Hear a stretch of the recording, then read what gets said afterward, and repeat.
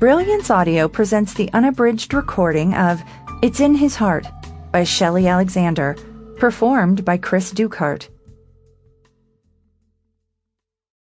Chapter 1.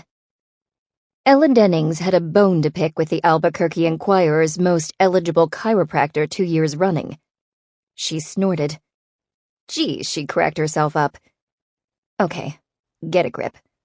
Humoring herself seemed like a good idea while stuck in a muddy ditch in the middle of the night.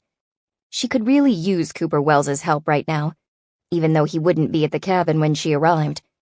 And it was for the best. Ella had made sure she'd have the cabin to herself.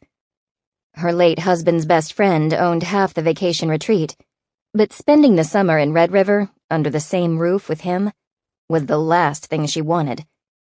Now, if she could just get her car out of the damn ditch and actually make it to the cabin herself. Unfortunately, her BMW wasn't built to four-wheel itself out of the mud. I should have traded this thing in for a four-wheel drive, she grumbled, even though it wasn't true.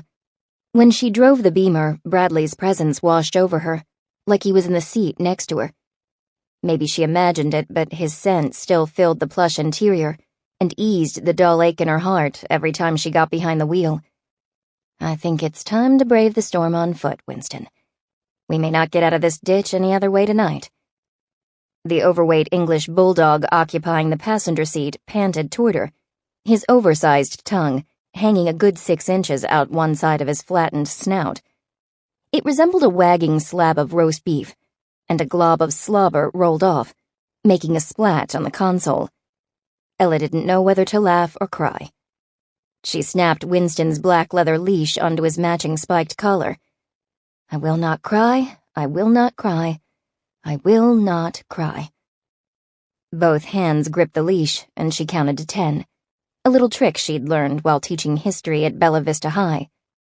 One of the roughest schools in Albuquerque, she'd had to outmaneuver the less motivated students with a few tools and emotional restraint.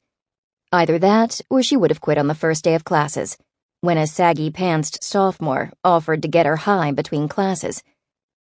I will not cry, she whispered into the darkness. A giant tear the size of the raindrops pounding the windshield slid down her cheek. She swiped at it. How could she possibly have any tears left? She'd cried an ocean the last 2 years since Bradley had been gone. Dabbing her eyes with a sleeve, she glanced at Winston. I'm pretty pathetic, huh? Sample complete. Ready to continue?